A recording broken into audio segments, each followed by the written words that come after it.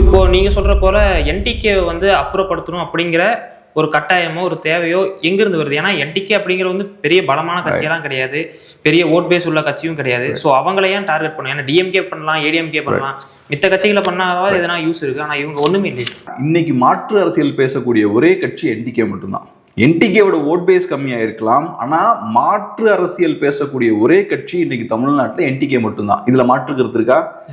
நேத்து டிவிக்கு இருந்தாங்க, இன்னைக்கு நீங்க மாற்று கதையெல்லாம் பேச முடியாது. இன்னைக்கு நீங்களும் பிரச்சனைக்கான ஒரு காரணமா இன்னைக்கு மாறிட்டீங்க.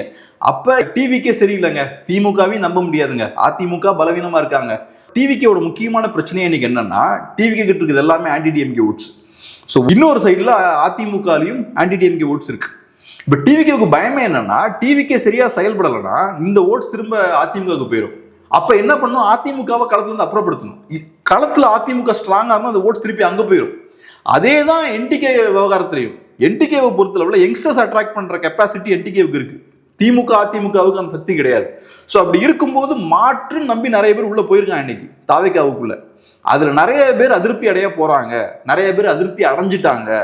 ஸோ அவங்க என்ன யோசிப்பாங்க, ரைட்டு நம்ம மாற்றுன்னு நினைச்சவங்க இன்னைக்கு மாற்றும் இல்லை, ஒன்றும் இல்லை, நம்ம வேற மாற்ற தேடி போவோம். அப்ப மார்க்கெட்ல இருக்கக்கூடிய ஒரே ஆப்ஷன் என்டிகே தான். ஸோ அதுதான் அவங்களுக்கு சிக்கல். அதனால என்டிகேவை ஃபினிஷ் பண்ணுன்ற எண்ணம் டெஃபினட்டா டிவிகேவுக்கு இருக்கு. அதனாலதான் அவங்க ஆட்களை ரொம்ப சீரியஸ் எடுத்து பண்ணிட்டு இருக்காங்க. திமுக ஆட்சியில் இது நடந்தது. திமுக பவர்ல இருக்கும் போதும் சில சிறிய கட்சிகளை பயன்படுத்தி என்டிகேவை பலவீனப்படுத்தினாங்க. என்டிகே கூடிய சில முக்கியமான ஆட்கள் எல்லாம் உள்ள இழுத்தாங்க. அந்த விஷயத்தை இப்ப தாவேக்கு வந்ததுக்கு அப்புறம் பெரிய ஸ்கேல்ல பண்றாங்க.